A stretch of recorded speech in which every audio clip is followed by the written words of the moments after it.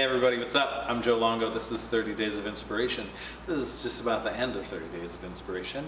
And this is Lisa Bardarson. Bardarson. Bardarson. That's it. Hello. If you've been watching my 30 Days, you've noticed me mess up everybody's name.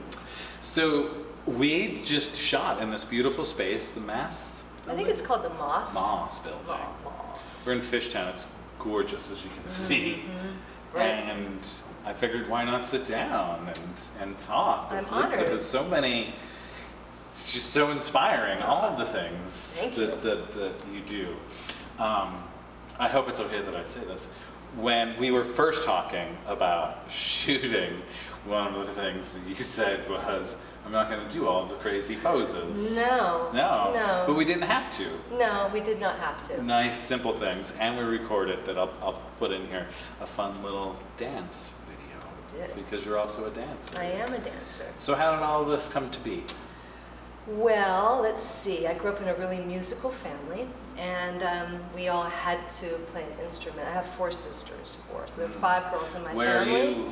I'm number 4 or 5. Your poor dad. I know, my poor dad, or you could say my lucky dad. Yeah. He's a pretty awesome dad. He really did love having girls, but I'm sure he would have loved to have had a son. And I say poor dad more in the way I'm like, oh my goodness, there's another boy coming over. Yeah, right, exactly. Yeah, I think we actually decided that it would be better if we met the boy out, but that's a whole other story. Anyway, so it was a musical family, and I played piano and violin, but what I really loved to do was to move and dance to music.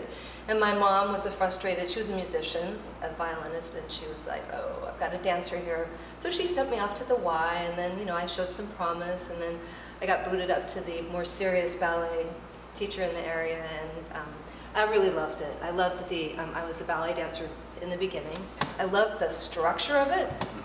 I loved the form of it. I loved the music, like the waltz. Just made me, I danced in my living room, and then to just be able to do that in a large studio space was wonderful. So I did that. I danced professionally. I had my first professional dance gig when I was 16. And I continued into my early 20s. I moved from Seattle to New York to pursue that.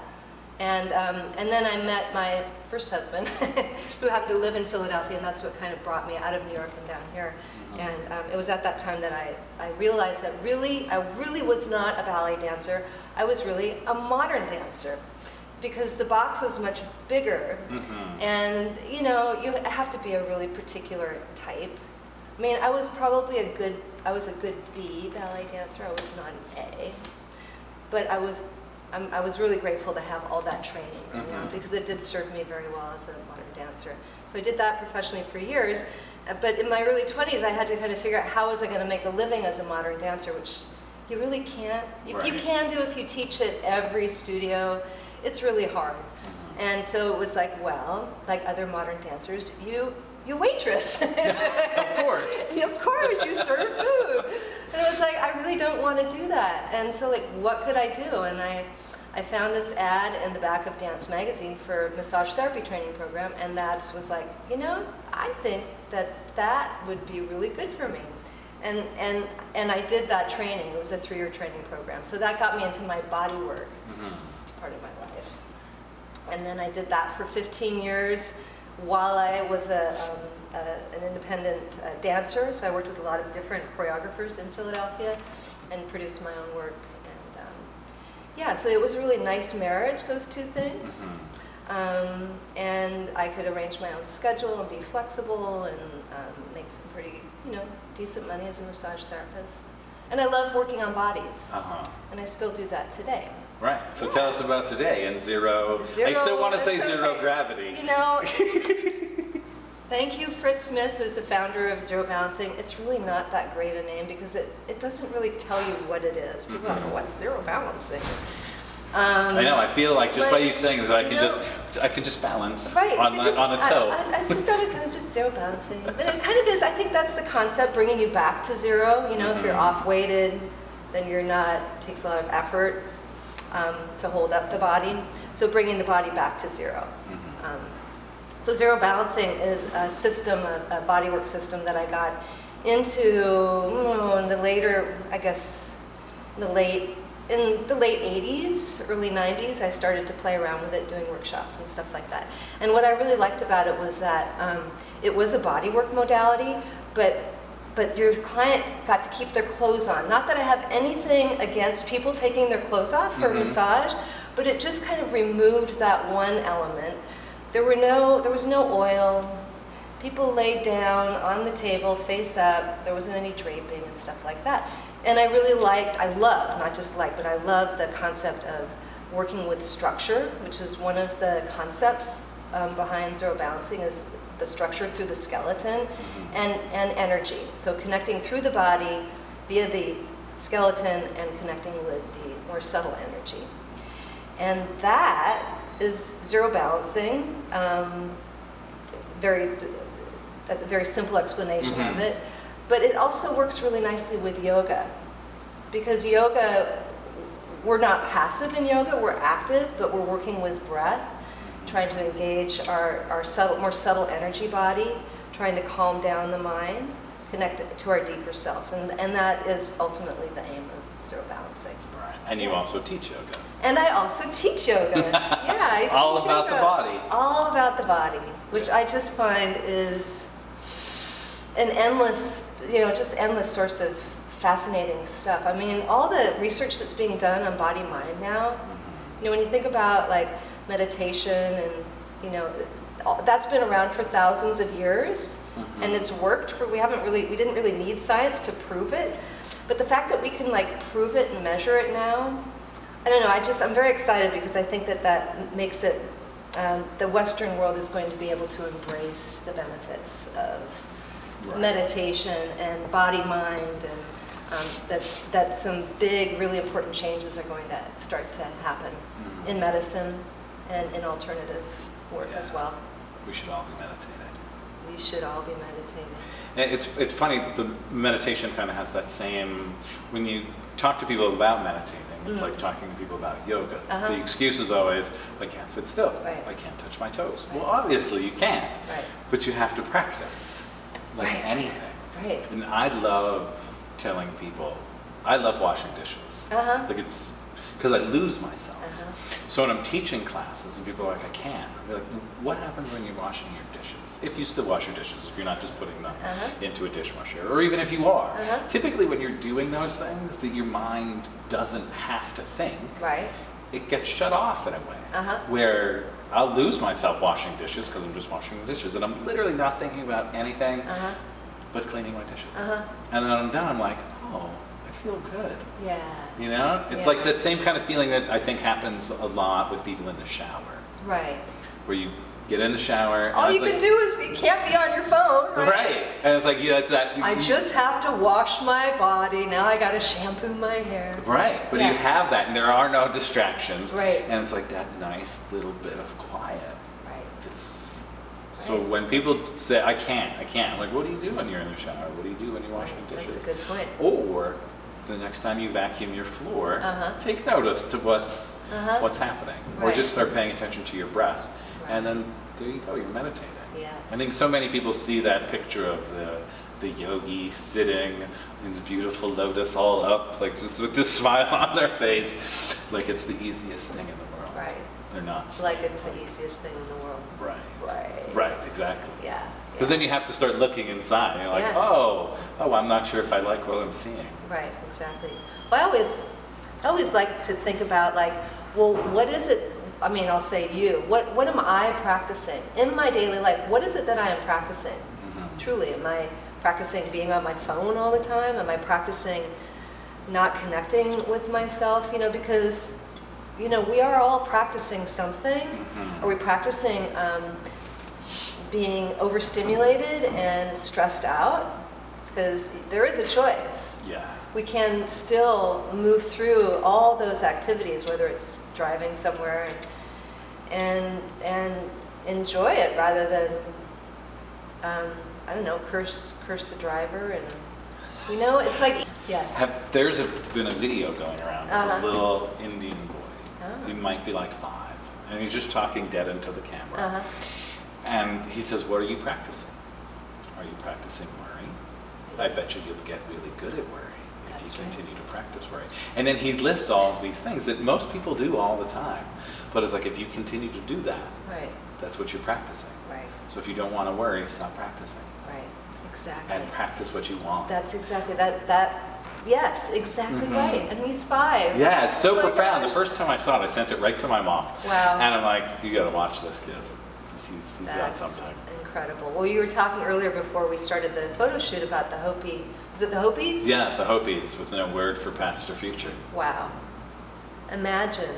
I mean, I know we can't really cut all that out of our language, but if we just, for one day, only spoke in the present tense, like I am, I feel, not I'm gonna, I wish, when I wish, I hope.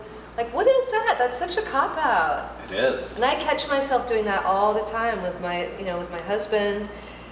Like, relationships are a great training ground for, like, trying to bring your most authentic self into realization, right? Mm-hmm. And I feel very fortunate that I've got, a husband who's, he calls me on my stuff, and I get to call him on his stuff. And which is great. That's the way it should be. Which is great. Because how are we going to learn? That's not the only way. Well, but it's, I've got that daily reminder. Yeah. So, do you have anything fun and exciting happening here in the States? Because you're only here part-time? I know. I'm jealous. I know. So I don't think I mentioned that I live part-time in Costa Rica. Right. And that was from our previous conversation that was our before previous you were conversation, here. Right? Yeah. So I'm going to assume you go in the winter? Well, I don't know yet, because we've only been doing it a year and a half. And we've had when we moved down in January of 2017, our daughter was 17 and a half, and she wanted to go to finish out high school down there. And so we've been there kind of with her. We have a beautiful home there now as well, so we live part-time there and part-time here. But I don't know, we're now officially empty nesters. I know. How does that feel?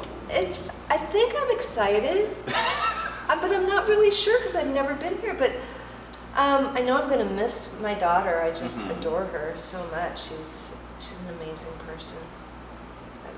I feel so blessed. My husband and I both do. But she's ready to move on, and that's what we have been raising her to do. Right. Really, that is her job, is to move on. And I always said that from the time she was small, like, she's going to go far. And I don't know how I meant that, whether that was distance or whether it was just kind of who she was. But so she's going to Colorado. She's going to go to school in Boulder. And so my husband and I will be doing our Costa Rica thing. I don't know whether we're official snowbirds, like moving down in November and coming back in the spring. I don't know. I don't think it's going to be that rigid. It'll be a little more fluid. Because I do love my community here very much. I've lived in Philly now for over almost 40 years. It's a long time. It is a long time. It's a lot of friendships. Yeah. And you move to a new place and you've got all expats, and they're all you're kind of in the same boat. But you never, those relationships, you never get them back. Right. Those are decades of, years of making. So I appreciate them all the more. Right. Yeah. So there'll be a little back and forth. A little back and forth. Some yoga happening when you're here. Some yoga happening when I'm Body here. work happening here. Here, and then also when I go back to Costa Rica, and I'm still kind of trying to figure out where I fit in Costa Rica. So for the people that are here in Philadelphia, Yes. where could they find you? Where can they get some body work? Oh my gosh. Tell us. Yes, I will tell you. You can go to my website, lisabardarson.com, and you can find out how to contact me there. Is that good enough? Yeah. Okay. Are you on any of the social networks? Can anyone follow you anywhere? Oh, Instagram? I'm really bad. I'm so bad. My daughter says, Mom, I don't even know why you have an Instagram account, so I suck at that. I could be so much better, but I don't know. I guess I just don't want to pick up my phone and Right.